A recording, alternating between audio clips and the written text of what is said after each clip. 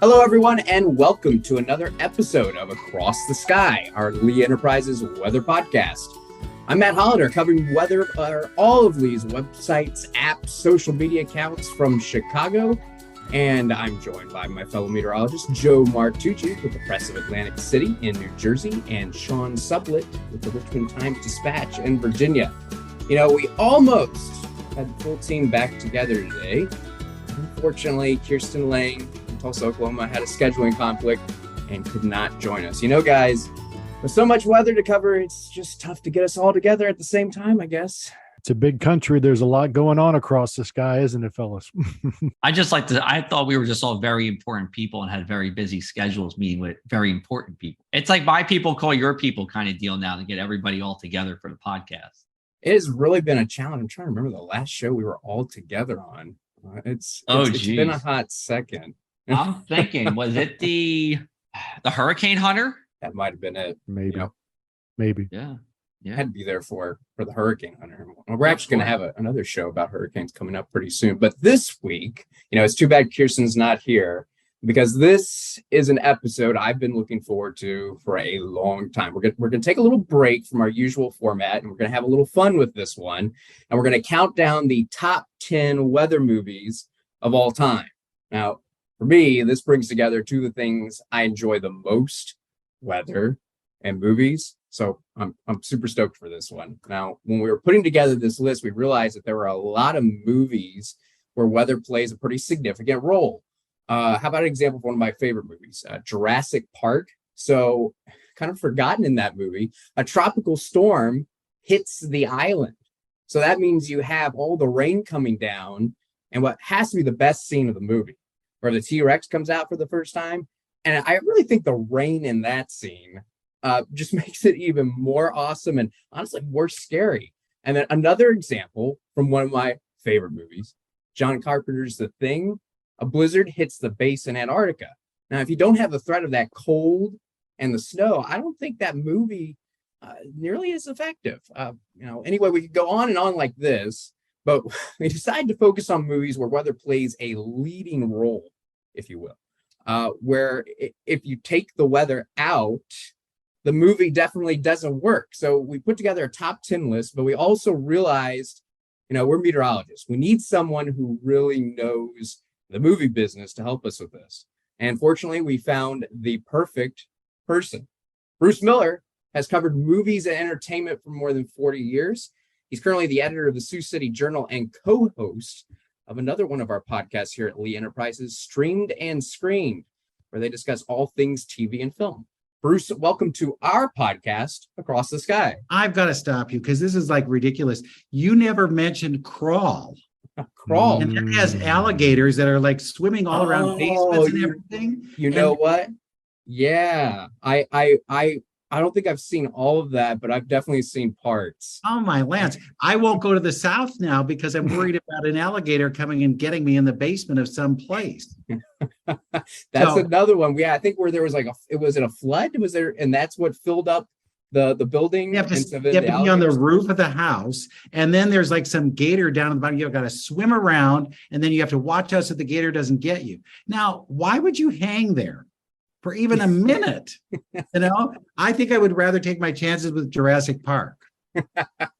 Yeah, and they keep going back to that park. That's the other thing. These people that are always like, well, maybe it'll be different this time. That's always eat a relative. We're good. Yeah. So, Bruce, welcome onto the podcast. Glad you're here. You're going to help us break down this list. So I say, let's not waste any time. Let's dive into the top 10 weather movies of all time. Now, at number 10, it's The Weatherman, because how can you not pick a movie called The Weatherman? It was released in 2005 and was directed by Gore Verbinski, stars Nicolas Cage as The Weatherman.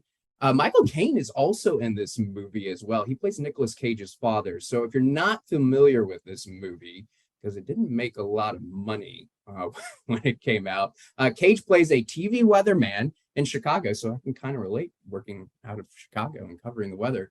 And he's trying to land a job at one of the main networks. They call it something else, but it's like basically Good Morning America in New York City. That's his dream job, trying to get on that show. And, it's looking pretty good for him. So his work life is great, but his family life is basically a total disaster. So there's a back and forth between his work life and his family life. But what's made very clear in this movie is Cage's character is a weatherman, not a meteorologist. So someone else makes his forecasts, someone else builds his graphics. He just gets up and presents the forecast and then talks about how easy his job is. So guys, that doesn't happen anymore, right? Not on my watch, it doesn't. No, that's a fraud. What if there was some bad weather and he had to figure it out? Yeah, I know. Covering weather in Chicago too. And so that's part of the thing in the movie, though. He's not very good and not very accurate. And so people will periodically throw fast food at him, like milkshakes and tacos and burritos. And it's this whole thing like, why do people hate me so much? And it's like, well, maybe if you knew the weather and could actually make an accurate forecast, that would probably be a good start. Is that how you're treated? Are you guys treated like not? Only now that social media has come around. Before that, not so much. But it's very dark, though. I mean, it's not really that bad, but it is kind of dark. I mean, I got that movie on DVD as a Christmas present, and somebody gave it to me thinking it would be funny. I'm like, man, y'all really don't get this, do you? You don't get it. But that's fine. Fair enough. So this isn't a really fun job? Oh, it is. I think what we're just saying, we as a meteorologist, we like to do our own thing. We don't want anybody telling us what the forecast is or what to do. And of course, they're taking a lot of creative license in a movie like that for illustrative purposes. Well, and they kind of make it, seem that like most of the people on TV, presenting the weather, I think they say he has like a communications degree and not a meteorology degree. And then he says like, I only work 2 hours a day. It's like, man, I wish I only worked 2 hours a day. That's just, I think it kind of, gives people this view of what TV meteorologists are like. And most TV meteorologists, that is not the life. Like they're making their own forecasts. They have degrees in meteorology. They're building their own graphics. There are a few places where they have weather producers that are usually also meteorologists that help build the graphics, but that's in few and far between places.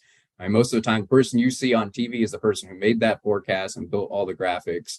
And it's a little bit more involved than they make it out in that movie. Yeah, it's not like Anchorman in the 70s. Nicolas Cage is a well-paid reader. Is that it?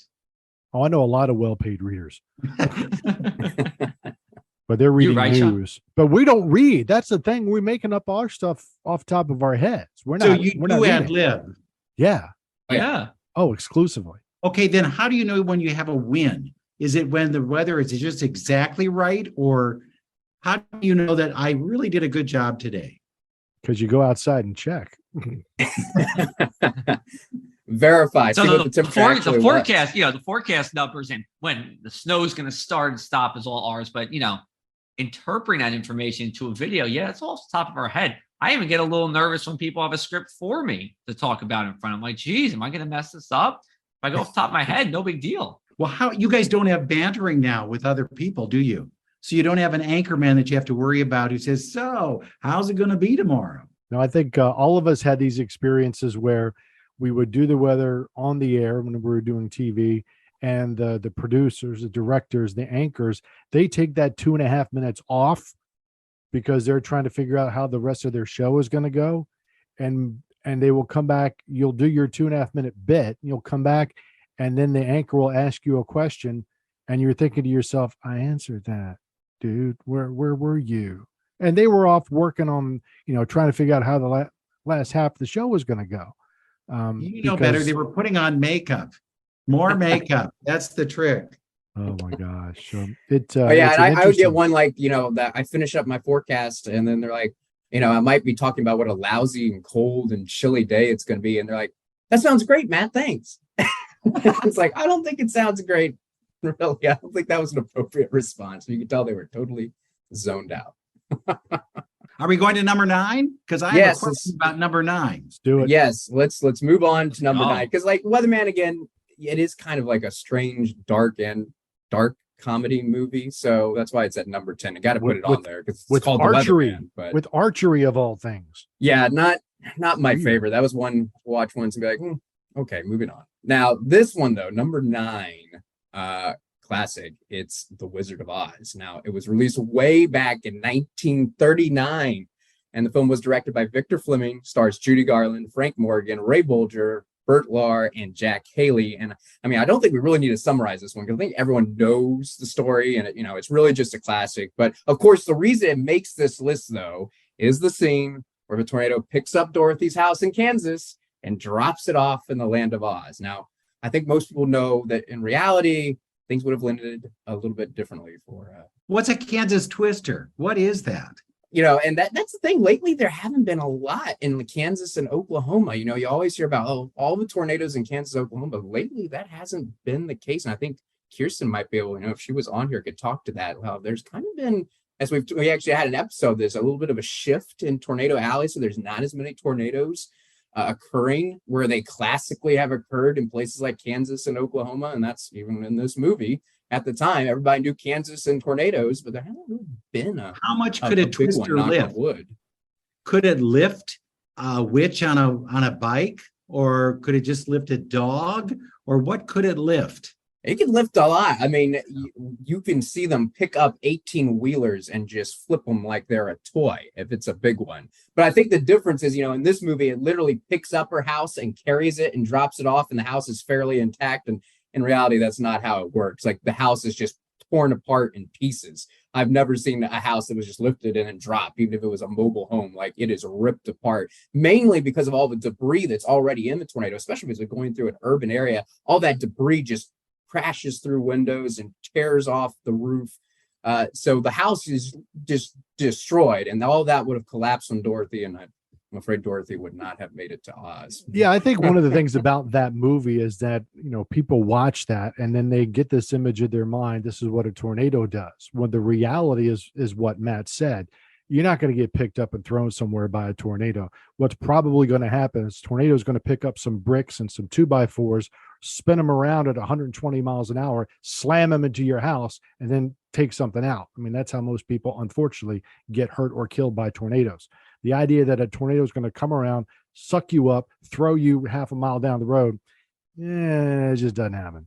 Yeah, and I like, there's a scene in that movie where she's looking out the window and she sees like somebody riding a bicycle and just people still carrying on like they're just being carried in the wind, like it's no big deal. And it's like, not exactly how it works. Although I do appreciate that movie is incredible. The fact that it came out in 1939 and the special effects that they had in that movie. For sure. I mean, it's pretty astounding. I mean, it is like a technical marvel. But, the other thing that's in this movie is a classic weather song. We could do a whole nother episode on weather songs, but Over the Rainbow.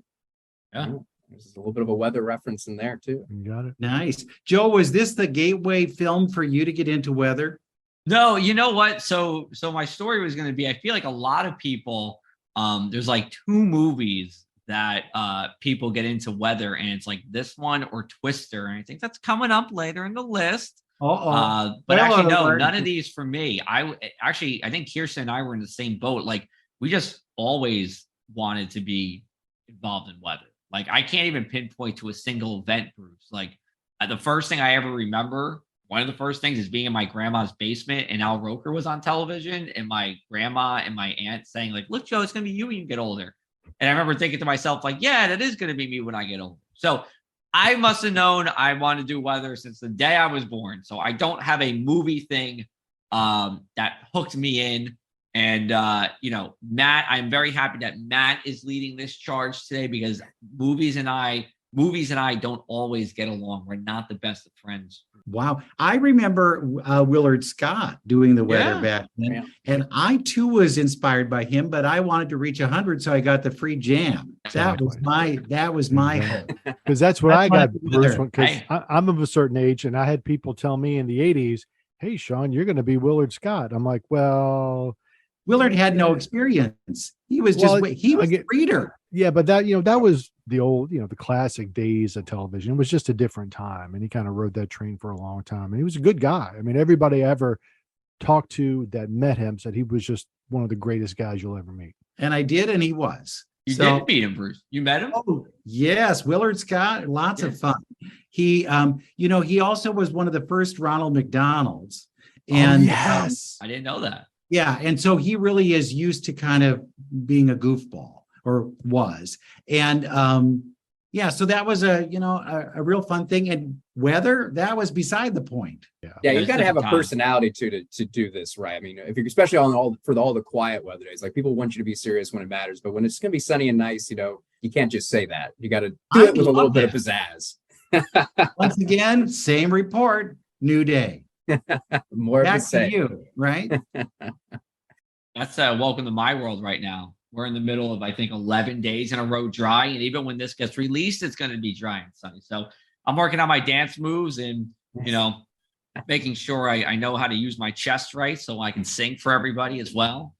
So Be careful what you wish for, I can Joe. sing and dance. It'll change in a minute. Willard Scott is coming back. And speaking of weather changing rapidly, this brings us to number 8 on our list, Geostorm. Now, this one was released in 2017, and it was directed by Dean Devlin and stars most notably Gerard Butler, but there's also Ed Harris, Andy Garcia in this one. Now, if you want ultimate weather chaos, it doesn't get much better than this movie. I mean, there are some really cool special effects. But my big problem is just the premise. Satellites controlling the weather. We're just nowhere close to that being a reality. And then having to accept the rest of the movie for this to work, it's just a little much for me. I'm going to say a term here. I'm going to say a term here, and please excuse me, but this is weather disaster porn, is what this is.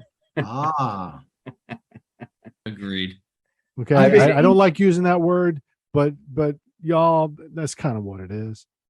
Yeah, if you haven't seen this movie, you can just watch the trailer. Google the trailer for Geostorm, and it's like, oh my gosh! Like, what can we make the computer do? Do the effects look good when you watch these films, or do you guys go, "Oh boy, they really missed it"? Some better than others. This one actually, the effects look pretty good. They're just so outlandish. They have like 6 tornadoes right next to each other, all going on at the same time, and huge giant hail just pelting down on the city. And of course, in this movie, the weather satellites inevitably malfunction, and then it turns out, oh, actually, they're not malfunctioning. Someone's controlling it and trying to, cause chaos by controlling the weather and causing flash freezes and sudden heat waves. And because, of course, people, which actually is probably realistic if that technology existed, which, to be clear, it's not. There's always this ongoing conspiracy theory that like we need covering up and reason actually for control the weather, but we don't theory. control the weather. There are no satellites controlling the weather. There are no contrails. We the just sent our- Chemtrails, yeah. Yeah, the contrails are real. The chemtrails, no. I just had a chemtrail conversation with a couple of weather peeps yesterday about this exact topic. So very fitting. 2 days in a row, we're talking about chemtrails. This is where you need to have that, though. We just sent a rocket up, and it should be changing your weather by Thursday. That's it. We're working on it. See, Joe already would have because he wants some rain, something to talk about. Yeah, so, Joe, quit that. We like no rain. That's fine. Hey, listen, I think many of us are enjoying it too. It's still great beach weather. I was on the beach earlier today. Life's good, sunshine, waves, temps in the 70s. Is a beach. I'm not familiar with that term. I was going to say, do beach? you guys have those in Iowa? That We exist? do not. We're on the shore of the prairie. Ah, okay. nice and wavy, right? It's amber waves of grain, right? That's Not right. waves of rain. That's definitely water. what it is. So yeah, that movie just. I honestly watched it once and I haven't watched it again because it was like it's something to like see the spectacle, but after you've seen it once, then it's not very rewatchable because it's like, oh, it doesn't have the same impact after you've seen it once, and it's like, okay, once you know it's coming and you see all the chaos, it's not a very rewatchable movie. It was kind of forgettable, to be honest. There were some cool special effects, but then it's like, okay, definitely a popcorn movie. Not terrible, and it's worthy of the list just because it's so over the top, but it's not high either. So that's why it's only number 8. And so we've got to move on to number 7, our number 7 weather movie, or in this case, climate movie, which is An Inconvenient Truth. Now, this one was released in 2006, and it was directed by Davis Guggenheim, and it was written and stars, famously, Al Gore. So the movie came out less than a year after that epic 2005 hurricane season and Hurricane Katrina. That really started the conversation about global warming and climate change and how can we have a hurricane season like that. And so then this movie came out to keep the conversation going, and I actually just recently rewatched this movie, and it was interesting and sad at the same time because, the science in that movie is really solid and it hasn't changed much since 2006. And I think that's the sad part, because we've known the climate change problem for years. And now it's been 16 years since that movie came out, and we've still made very little progress. They have all these ideas on how to solve the problem. And it's like, no, haven't done that, haven't done that, haven't done that. And it's like, I haven't made very much progress in 16 years. This all sounds very familiar. Al Gore won an Oscar, though. So if he didn't win the presidency, at least he has an Oscar. He He has that on his shelf. And I think, unfortunately, that is the one problem with this movie. I think it kind of started the politicization of global warming, because the weird thing about that movie is, like, when he's up there and he's basically doing a PowerPoint presentation going through explaining the science of global warming and what the impacts will be and what can be done, that part is great. But then suddenly in between, they go off on these tangents where it's basically the Al Gore biography, and he talks about how he lost the election in 2000 and how that was so rough on him. And he talks about his family life, and it's like, what? Suddenly the movie just shifts into his personal life story. And it's like, that should have been a separate movie. Like, that doesn't need to be here. You're talking about a serious problem, and then suddenly you're talking about your personal problems. And then I think people saw that and were like, oh, well, you know, he was kind of like guilting people and like, why didn't you vote for me? I could have been working to solve this problem. And I think that really turned off a lot of Republicans who voted for George Bush. And ever since then, it's been like, well, this has got to be a lie that Al Gore made up. And it's like, no, actually, the science is right. Everything he's saying when he's not talking about himself is good. It's true. So I think this movie is somewhat to blame, even though it had good information, because of that weird thing that he did where he tried to talk about himself in the movie. That really turned people off. I think that was a big mistake. But that's why it's called an inconvenient truth. It was inconvenient for Al Gore because he didn't win. And it was inconvenient because it wasn't straightforward. Because he wasn't presenting just the facts, which was, I mean, like, you watch that and the science is, you know, really solid. And it's amazing how, you know, what they were saying then about what would happen if things didn't change. Like, we're already starting to see that. So, like, the science in the movie was great. It was just like, got to have the Al Gore story tucked in there. Didn't he invent the internet too? I think that was another of his things. So you're getting to one of my favorites. Yeah. So we're switching gears a little bit from more serious movie to number 6 on our list, Sharknado. This one was released in 2013, directed by Anthony Ferranti, stars Tara Reid, Ian Ziering, and John Hurd. Ian. Is it Ian? If you don't pronounce his name right, he will come after you and kill you. Well, you know, here's the thing. He doesn't know how to pronounce his own name. That's his problem. Right. My apologies to Ian Ziering. Yes, he's in this movie. And I didn't realize this, but there have actually been 5 sequels to this movie. Yes, 5 sequels. So there's a total of 6 Sharknado movies. The first one came out in 2013, and then they released one every year through 2018. That was when the last one came out. So 6 Sharknado movies. I think we're going to stick with the original one for this list one, just Sharknado, because they have all these other titles like Sharknado, Oh No, and the big one and the last one and all this. So just Sharknado. What was the name of the Oh No one? What was that one called? It was called Hell No or something. Oh Hell No. Or is it Hail No? No, no, it is. It's Sharknado 3. Oh Hell No. Oh, and that was with who was in that? Mark Cuban. Ann Coulter. There was a bunch of they got more and more ridiculous, but they actually had some cameos like after the first one. Like, people wanted to get in on these Sharknado movies. It was quite the phenomenon. Nobody wanted to be in it to begin with. It was a lot of has-beens, if you will. And then they realized that this was getting attention. This was better than having a porn tape on the internet. So they all were rushing to get into that. And the guest list was pretty big as they went along. There also are some scenes where they take like a chainsaw to the sharks. I can't remember which one that was, but I did go to a party once for Sharknado for premiere, and they had plastic sharks swimming in a swimming pool, and everybody wanted to have a free shark. So, you know, I guess you do what you do if you want to get the shark. And Ian was there, and so was Tara Reid, I believe, is in these as a regular. And and I don't know why they stopped. The guy who wrote Sharknado originally or produced it was a reporter, and he just thought of the weirdest things he could come up with, and it was his ticket to Hollywood.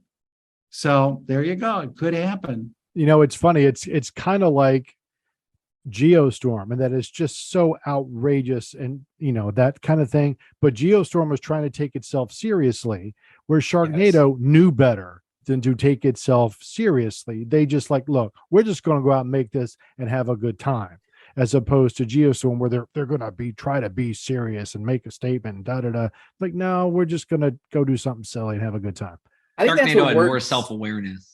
Yeah, I think that's what makes it work. Is it is ridiculous, but it seems like the people like enjoyed making this. It wasn't just a movie. It's like, well, I'm just trying to get the paycheck. I think they actually had fun making these movies, and that just comes off on screen. Like, they know that this is ridiculous, but they actually are putting effort into it, and they're enjoying what they're doing, and you kind of get that positive vibe out of it. And I think it is worth mentioning.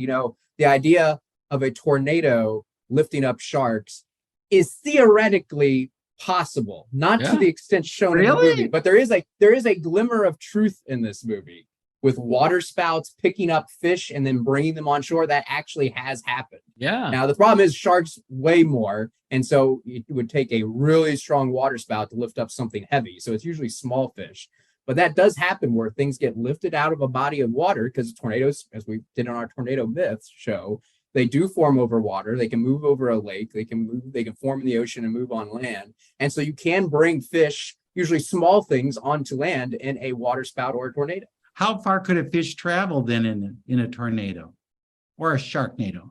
There was one like specific story, maybe in the past decade, where it was like, maybe it's like Scandinavia tornado. I gotta look this up. I don't know. Let's go to the internet. Fish.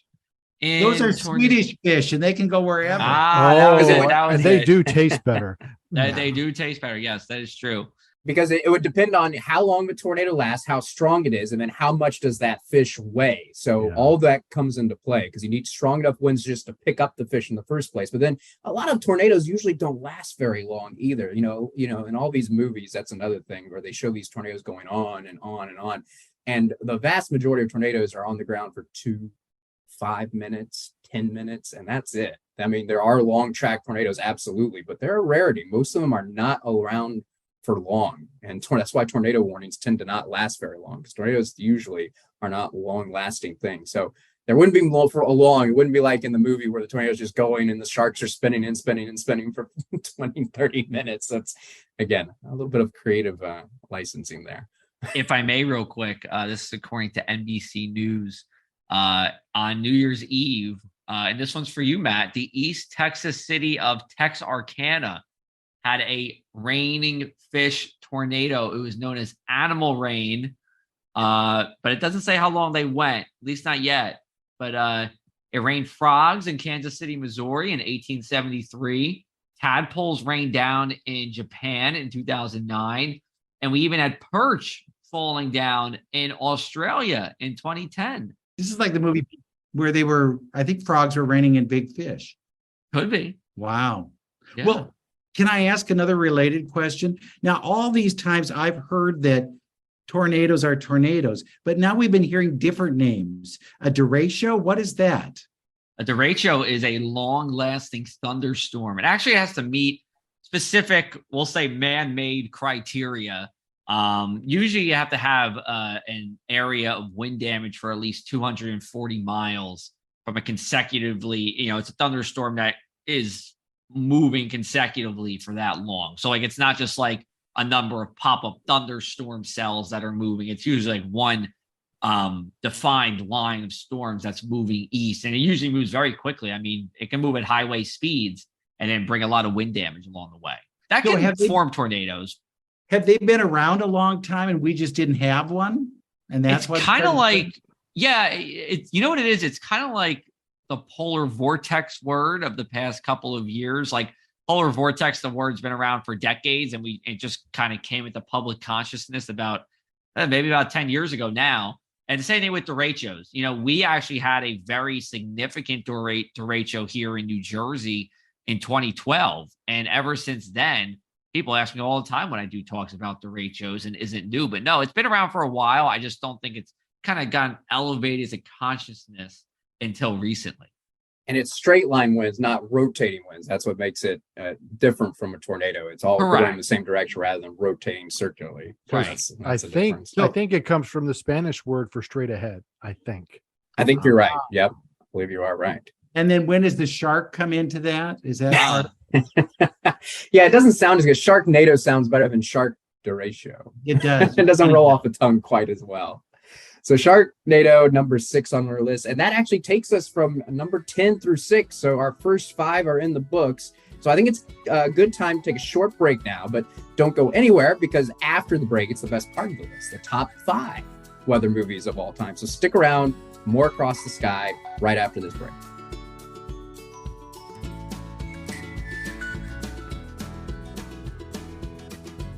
Welcome back, everyone. Matt Hollander here with Joe Martucci, Sean Sublett, and Bruce Miller. We are counting down the top 10 weather movies of all time.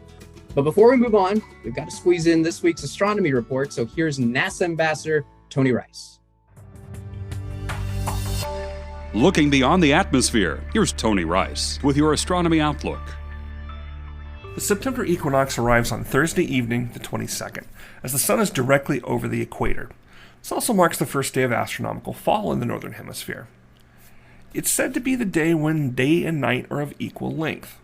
The word does come from Latin for equal night, after all. While that's roughly true, the exact day when the length of day, most often defined as the time that the sun spends above the horizon, is closest to 12 hours, is actually the equilux.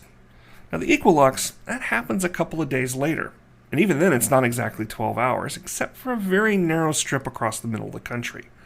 North of there, it's a few seconds more, and south, it's a few seconds less. So why doesn't this happen on the equinox? And why does it vary by location?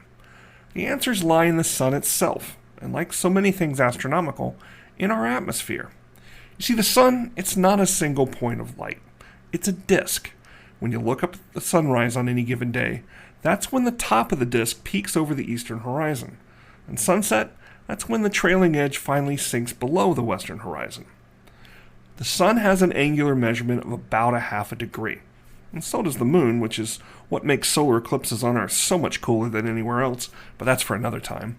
That half a degree adds another 2.5 to 3 minutes of daylight each day. Refraction is another factor. Our atmosphere acts like a lens, bending sunlight up before the physical sunrise and after the physical sunset, and that provides another couple of minutes of sunlight each day. That's your astronomy outlook. Follow me at RTP Hokie for more spacey stuff like this. Thanks, Tony. Before we continue, let's do a quick recap of the movies we've covered so far. So at number 10, we had The Weatherman. Number 9, The Wizard of Oz. Number 8, Geostorm. At number 7, An Inconvenient Truth. And number 6, Sharknado. So moving on to the top 5 portion of our list, at number 5, it's Groundhog Day. Now, this one released in 1993, directed by Harold Ramis, and stars Bill Murray playing TV weatherman Phil Connors, who is stuck reliving the same day, Groundhog Day, over and over and over. We should have had this number 1. This should have been your number 1, right? I thought about it. You know, this is my favorite Bill Murray movie. You know, and you got him, of course, his character, who's a weatherman. But you've also in this movie got the most famous animal weatherman, Punxsutawney Phil. So that gives it some weight.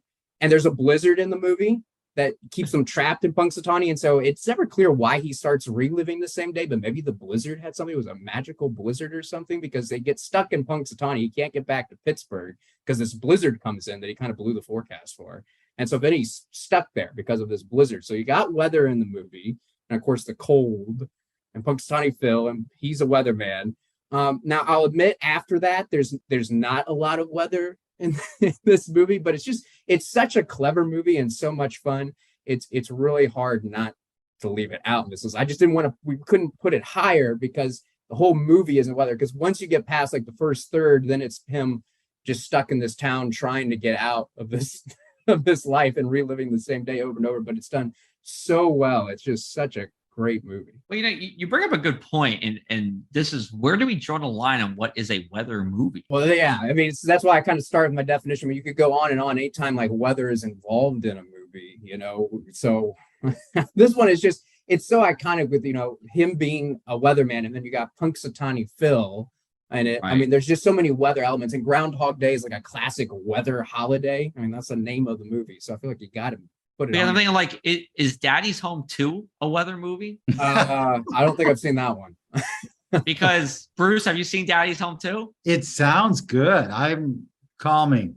The one with Will Ferrell. and Mark Wahlberg. Because what happens in the movie is yeah, they were on their way out of town, but they were forced back due to a blizzard. So It's that kinda like in changed the Groundhog Day. whole thing in the movie. It's just like, is It's a Wonderful Life a weather movie? Because you got the snow all around.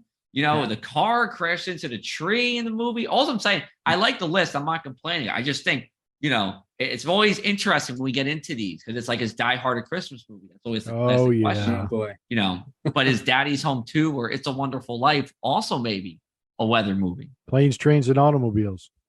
Right. Yeah. Other than that, Here's your Singing thing. in the Rain. That could be another. Yeah. one. Yeah.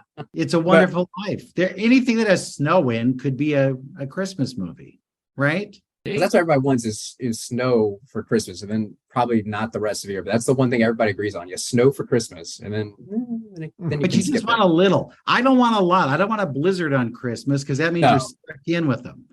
Yeah, you So know what? that's My not mom the actually thing. roots for a blizzard on Christmas because then she doesn't have to have Christmas at her house. She just has to get somewhere before Christmas, right? Yeah. What the blizzard hits.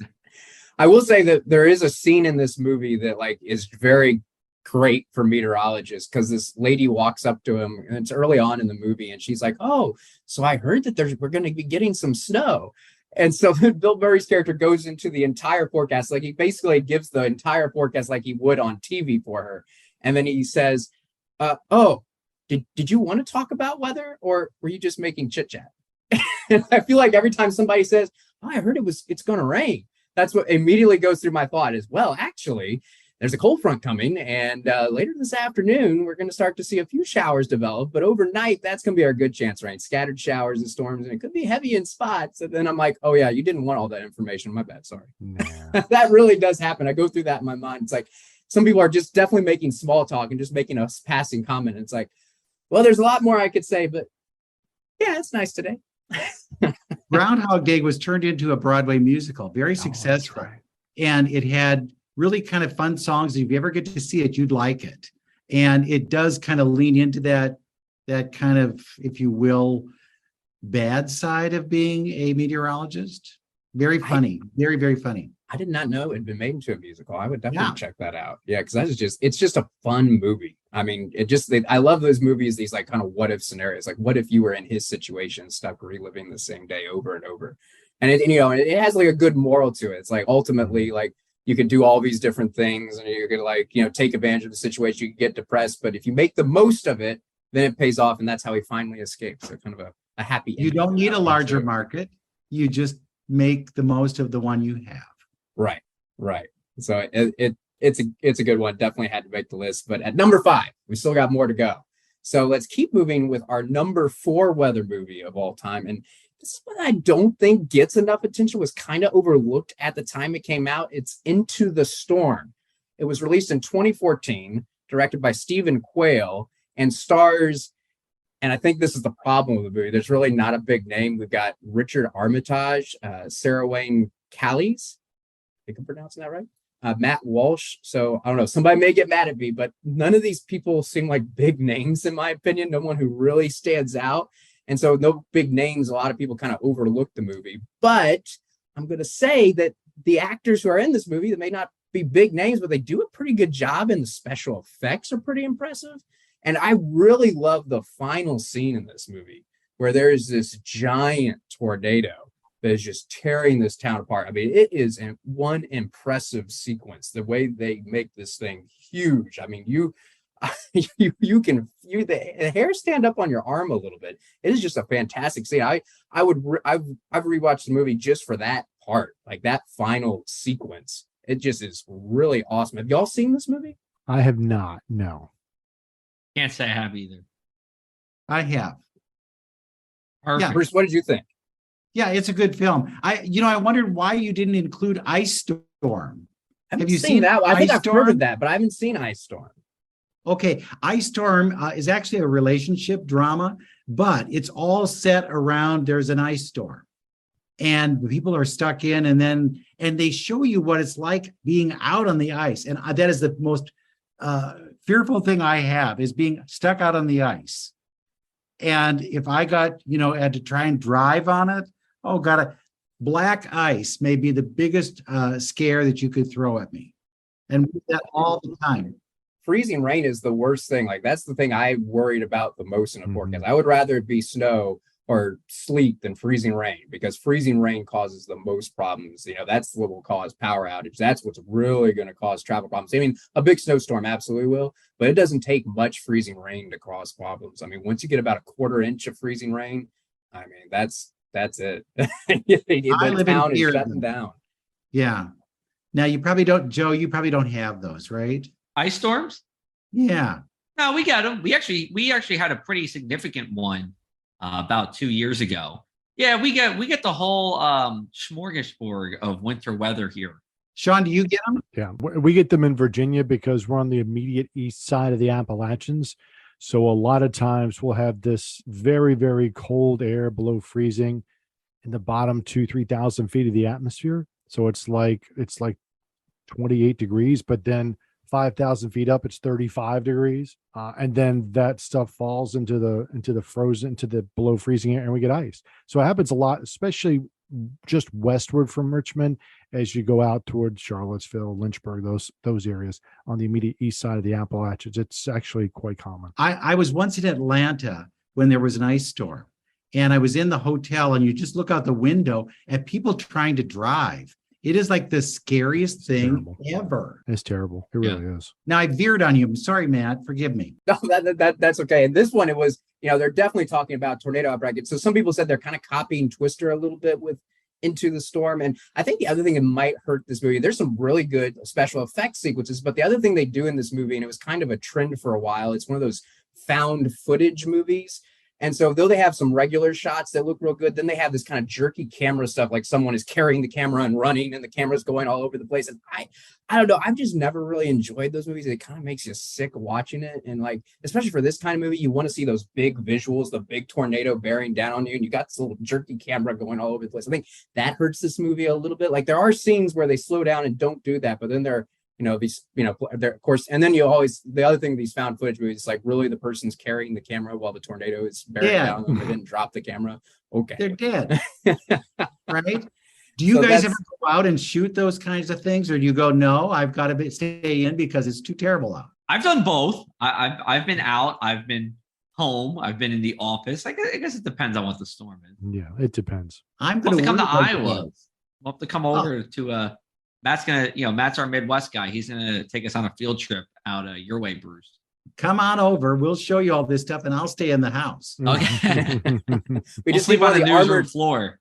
We need one of those armored vehicles, which is in this movie. They kind of updated. They've got like an armored vehicle, which do exist. They're trying to get into the eye of the tornado and get the ultimate shot. But I don't want to do that. Like that's a little bit too close for me. Like I don't want to be the person trying to get in the tank and go into the tornado. I don't care how well built. You can stay at home with me. I'm gonna bet on the tornado winning that fight. Okay, can I ask one more question now, as long as I'm doing this? Because I don't get access to you guys all the time. What's the deal about having to be on the air when bad weather happens? When you're watching TV and they break into the show and the killer is, and it's like, we have an emergency report here. What is the rule on that thing? I can start with that since I'm the old man. It's FCC. The FCC is like, you're supposed to be saving lives and property, blah, blah, blah, blah, blah, blah, blah. So if there's a legit immediate threat, most of the time it's a tornado warning, right? If there's a tornado warning for a certain part of an area in a viewing area, they break in to be sure that the people take shelter. That's kind of because people die. Till 1 minute? I could wait 1 minute? Well, yeah. Well, the thing is, here's the thing. By the time you get that warning, the thing has probably already been out 4, 5, or 6 minutes. So look, here's the thing. I understand your point, which is why we do stuff online now, so we don't have to run up against that problem. Exactly. But that's regulation from the FCC, right? So if they don't break into programming and people die, then it's on their head. So that I understand people think it's inconvenient. Well, it didn't run over my town, so the hell with you. That's the way that works.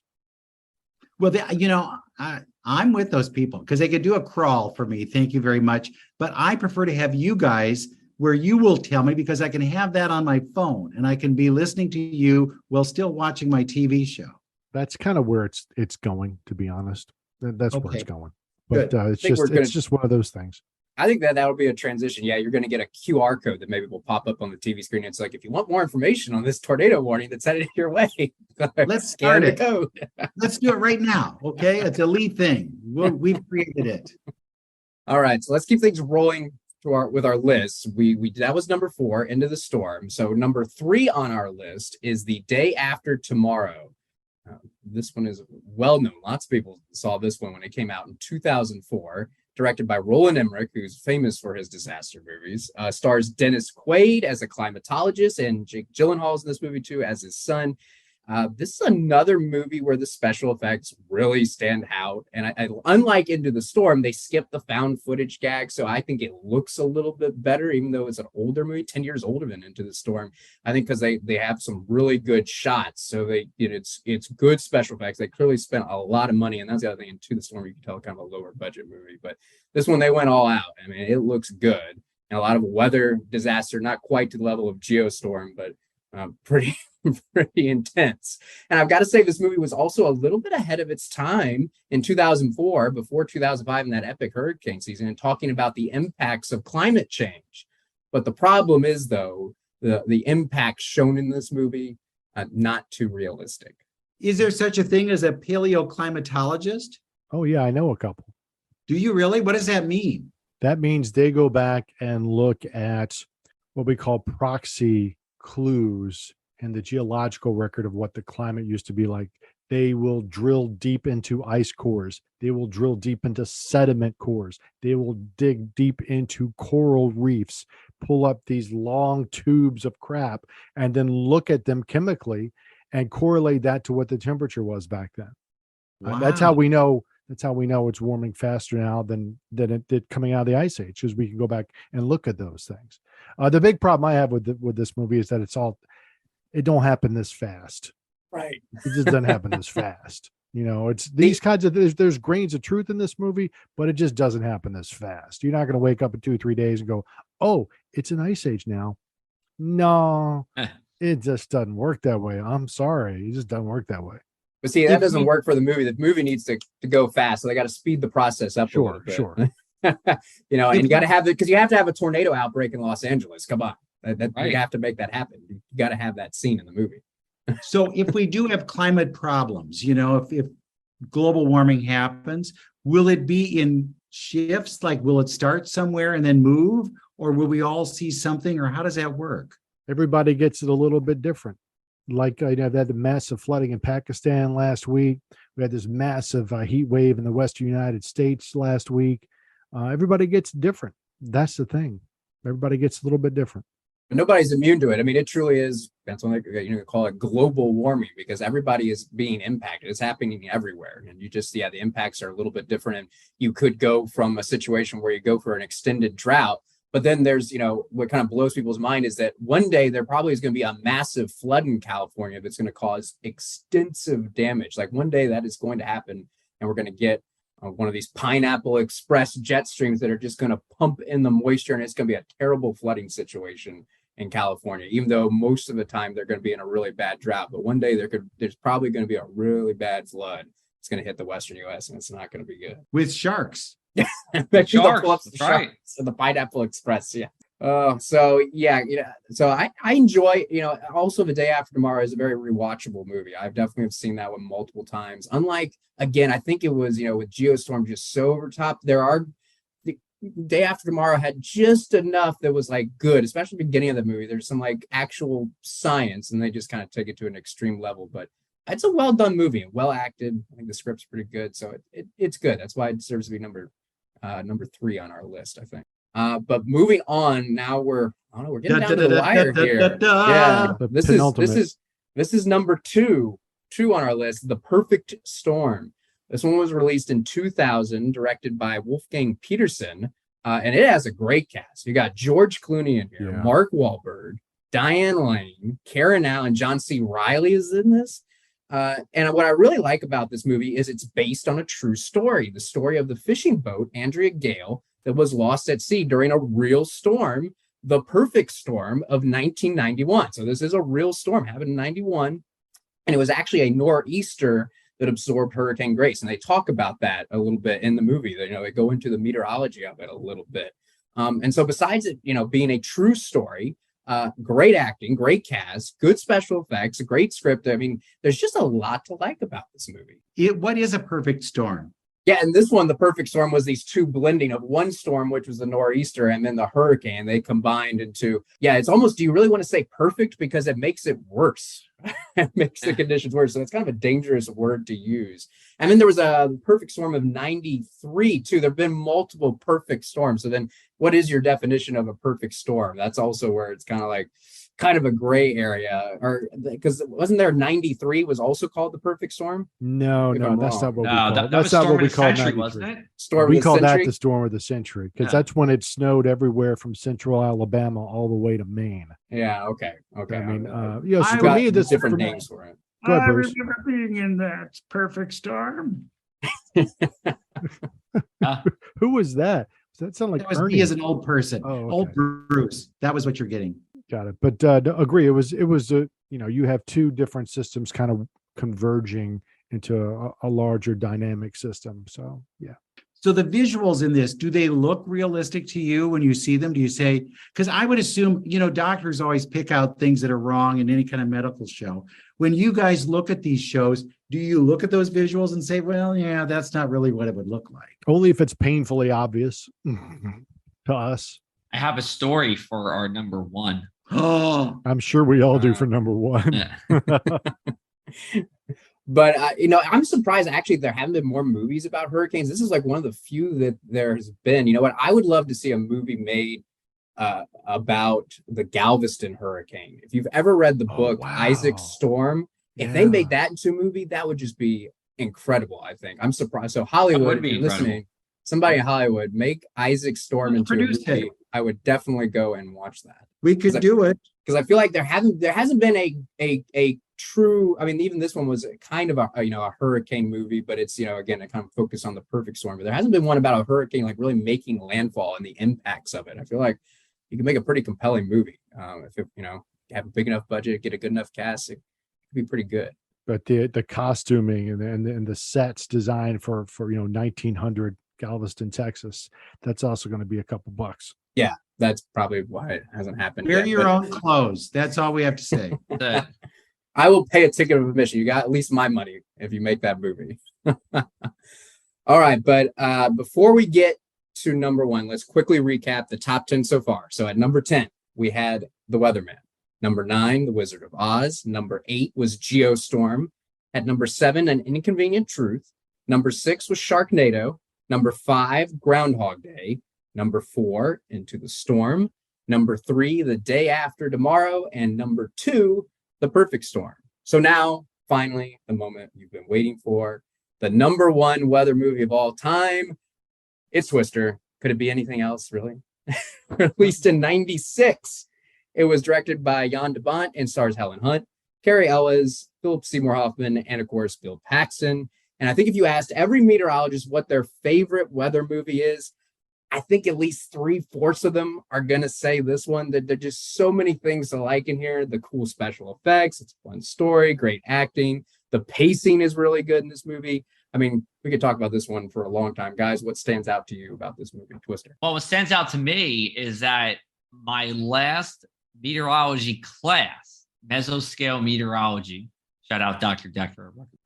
We actually, as our final assignment, had to watch Twister in the classroom and point out everything that was wrong with Twister.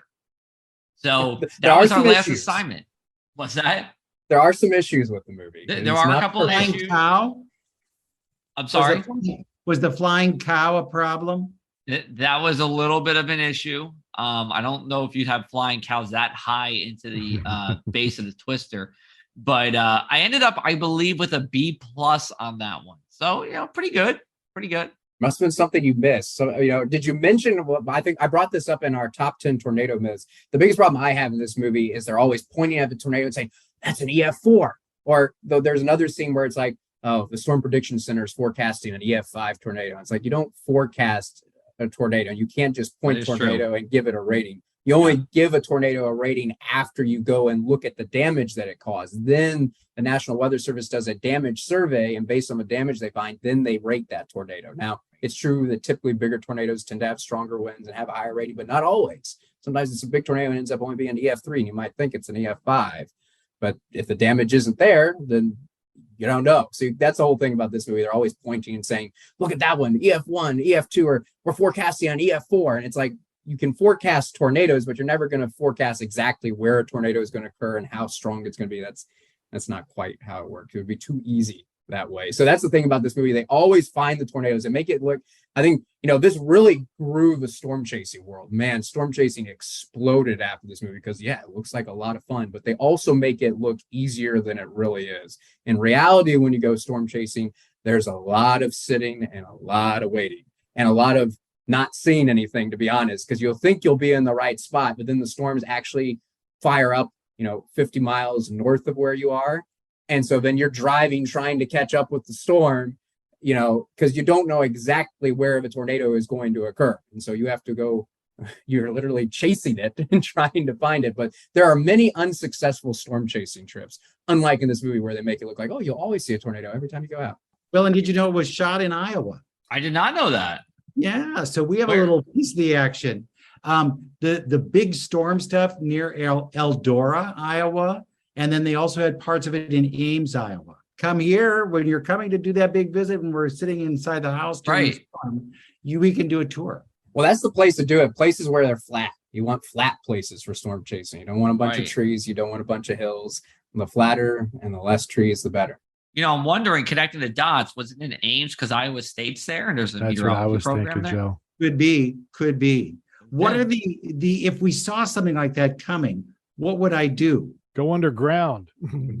I really want to be in the basement. I don't want to be upstairs. No. Yeah, what you want to do is, if you have a basement, that's always the number one place to be at. But if you don't have a basement, you want to get away from windows and you want to get to the center of your building. And I say that because, like, for example, I'm in an apartment building and the center of my apartment isn't the center of the building. So you want to make sure you're towards the center of the building, away from windows, and you want to crouch. You want to put like a blanket or a jacket over you just to protect yourself a little bit. But if you have a basement, that's always bad. So basement, I'm good, but you're not? As a third floor apartment person, you have a better chance of surviving than I do. Wow. By the same token, there's more tornadoes in Iowa. Yeah, we are. We have a lot of them. Oh, yeah. Right. They're always hitting. And that's where we get complacent and we watch those weathermen on TV who says, it's coming, but it's in Nebraska and we don't care. And we're mad because we interrupted the TV show. So you see what I mean? That's what happened. We get a little complacent and our lives. Well, thankfully we have Matt Hollander. I'll let you know when you really need to worry. Tell us what we need to watch out for. We can. I'll give you the heads up when it's real serious, Bruce. I'll give you on our website. The heads up. Yeah, you'll phone me directly, right? I'll give you a call before I go. Before I make the post on the Sioux City Journal's website, I'll give you a personal phone call. The one thing you don't want to do though is what they do at the end of this movie, which is the most ridiculous scene where they just tie themselves. This supposedly is an F5 tornado. And they just tie themselves to this water pipe. And it's like, we're going to ride it out. It's like that little strap that they attached themselves to that pipe to would have snapped so easily in that storm. And the fact they come out of this tornado, they're in the middle of the tornado and they come out of it unscathed when there was clearly like all the wood around them in this little shed they're in. Like they would have been cut up so badly and definitely picked up. That rope would have snapped. They would have been thrown hundreds of yards. That would not have ended well for them. That's like probably there's a couple of scenes that are a little bit of a stretch in this movie, but that one for me is like, okay, yeah, they'd be this dead. Is not gonna happen. They would be gone. You have to have your main stars survive, but they would not have survived. I'm sorry. Why didn't you include Cloudy with a Chance of Meatballs? Well, that's the thing. Yeah, we're through our top 10 list, but like, what did we forget? What are some honorable mentions? Yeah, that's one. Yes, Cloudy with a Chance home too. That has a TV meteorologist in it. Oh my gosh, The Shining. Right. That's kind of like the thing where the weather plays a big role in that movie. Where I mean, that's why they're kind of trapped there. I mean, out there. That's the end scene where he's out in the snow. Like that is a creepy movie. I can't watch that alone. I really can't. I have to watch it with. Here's Johnny. Creepy. The Fog. You didn't mention The Fog. That's another one. Oh yeah, I thought about that. Yeah. And then there's So- I think there was another one called The Mist. There was the fog in that. Right. A movie called The Mist. There's one where they go into a grocery store and everybody's inside this grocery store and they're stealing things. But- I can't remember which one that one is, but it's not that old. Yeah, I've seen that one. That one has, I think, the most depressing ending, if I'm remembering right, where it looks like, there's no hope, and then suddenly there is hope at the very last end. I think that was The Mist. And I think that has like one of the most depressing endings I've ever seen in a movie. The Poseidon Adventure, if you want to go back, where the ship is turned upside down and they have to kind of float through it. Right, that one. Yeah, with the rogue wave. Yeah. So that's why we needed to be longer than the top 10, but it's not as fun. You got to say, you got to strap down and say, these are the top 10 weather movies of all time. So that's what we did. And I think you have to put Twister number one. That one is just, I think the meteorology community, who I know listens into this podcast, would be very mad if Twister certainly was not on the list, and definitely has to be in the top 3. Do you think they would all vote then for Twister as the number one? Do you think it would win in a vote? I think it would. It would, just because of the impact. It got like a lot of people interested in it. It was such a well done movie, a movie that got seen by so many people. It got people interested in meteorology. First in storm chasing, but also being like, hey, I want to know more about the science behind this and like what causes this. So it definitely sparked some interest in people. So I mean, as I was in grad school when that movie came out, and then to see the impact it's had on the younger generation of meteorologists is really amazing. How much that particular movie influenced that generation. Joe, I'm on mute. Sorry. Yes, the younger generation. Well, I'll have Sean. In 1996, I was only 5 years old, so I wasn't watching Twister back then. I was 5. But yeah, you watched it as soon as he could. I watched it as soon as I could. Now let me ask you guys a question for Bruce and Matt, because I'm always intrigued by this as movie people. Because the one thing, now people make fun of me at work because I don't watch movies, and I say I just can't sit down on the couch, flip through the channels, and say, "Oh, a movie's on, I'm going to watch it." You guys do that? Like, you just sit on the couch and like flip through the channels and wait until a movie comes on and then start watching it? I'll sometimes put a movie on in the background. Like I'll be doing some other thing. If it's a movie I've seen before, like Twister's a great example. It seems like that movie is always on TV. Like if I'll be flipping through like, oh, Twister's on it, and I have something else I need to do. Like I need to do some cleaning or do some dishes. I'll put it on in the background and I'll be doing something else. But usually for a new movie, no, I'm not just going to flip and try and find a new movie. Like I'm going to go to it, especially going to a movie theater. I do enjoy going to theaters. I missed that during the pandemic, and I'm glad it's back. For a big blockbuster, I want to see it in a theater, but otherwise, yeah, I'm going to get it on streaming now. With Netflix, I'm going to pull it up, I'll make the time for it rather than just like, let's get lucky and see. But although sometimes I'll do that if I have something else to do and I'm just like, okay, I'll put this on in the background and do something else. I usually see everything before anybody does. So I have taken notes and done all my work. And so the idea of just kind of watching something twice is a real luxury. But I will say that there are movies that'll show up on at a certain time. Christmas Vacation, National Lampoon's Vacation. Those I will sit and watch and laugh again, even though I could say all the lines with them, because I guess they put you in a different mood. Whereas a lot of other things, and today, too many streaming series, way too many streaming series. I really don't want to get invested in something that I can't finish, especially if it has like 2 or 3 years. And I don't know, am I going to be alive in 2 or 3 years? I don't want to mess with that. I really would like to see it done. And I think they try to just stretch some of these things out way too long. But I will on occasion, the Turner class TCM, if I tune into that, there might be something, and then it'll bring back big memories, even of sitting in a theater watching it. And that's really weird. Godfather was on this last summer. It was a big thing. And I remembered everything that was about that when I saw it originally.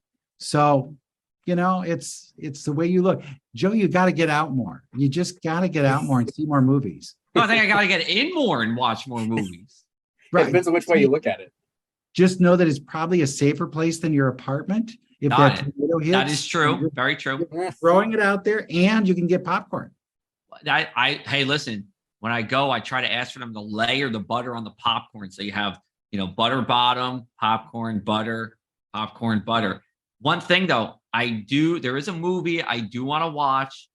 It's a remake of the 1930 World War I movie. I believe it's called On the Eastern Front. Is that true? It's coming out on Netflix next month in October. I'm going to look this up again, but I was interested in it. That one you were looking for. The one I'm looking for. I know I want to watch it so well. I can't remember the name on top. It'll be at home though. You won't go out for that. I guess that's true. It's All Quiet on the Western Front. Oh, yes. It might be a movie. I guess it might be a movie theaters. I'm not sure. It's a Netflix release on 10/28, but it could go to the big screen. They'll do them for a week or two to qualify for the Oscars, and then it goes on TV. We've got one coming out this next week, in fact, called Blonde. It's about Marilyn Monroe, and it's hitting a couple of theaters before it'll hit Netflix. It's like 3 hours long. How long? Wow. And Like it's Harry I Potter. watched it last night. I thought, God, I got to get to bed. This is too much. And it's more than R-rated, let's just say. Oh, wow. Interesting. So there you go. NC-17. If they did that, they would get it. Oh, so they didn't let MPAA look at It's it. one of those ones where I think you can say, we don't want to be rated. Got it. And then Unrated. unrated. Remember those unrated movies we used to see? We go, oh, this is going to be a good one. Yeah, And exactly. it really wasn't a good one, so to speak. But anyway, hey, you guys, this has been really fun. Yeah. You want to So I guess this is what you talk about in your podcast, Streamed and Screened, right? Bruce, do you want to give your podcast a We- shout out? Streamed and Screened. Please look at it at the Lee newspaper sites. You'll find us. I think we're on all those iPod, all those kind of, you know what I mean. All those things that you young people look for your podcasts on, the Apple, Google and- Podcasts, Spotify. Right. You'd find us there. But we talk movies. We get to talk with people who are making movies. We just, chat about a lot of things. And I think you'd like it. It'd be kind of fun. And we even do talk about what you eat at the movies. So, Joe, lean in. We're there for you. Hey, let me know when you guys do a movie theater food episode specifically. Let me know. I'm in. We are so there. But hey, thank you for letting me join you guys today. I appreciate it. Thanks so much, Bruce. No, thank you, Bruce. We appreciate it. Thank you. Bruce couldn't have done it without you. So thanks so much for coming on. And yes, check out Streamed and Screened. I listened to it. It is a great listen.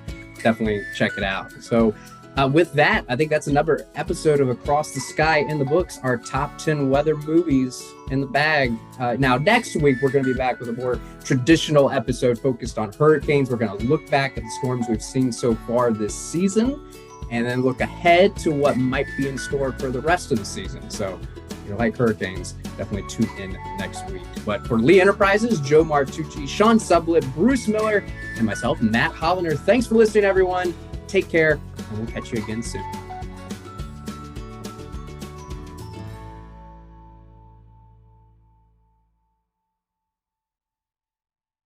An important message from Blue Ridge Hospice. There may be several hospices now claiming to serve the area, but Blue Ridge Hospice is the only local hospice that has been serving here for 40 plus years, operates the only hospice inpatient care center, conducts the only community-wide grief and bereavement programs, offers a nationally recognized music therapy program in conjunction with Shenandoah University, outscores every other Virginia hospice in Medicare's quality scores, and so much more. Blue Ridge Hospice, the first, the best. Find out more at blueridgehospice.org.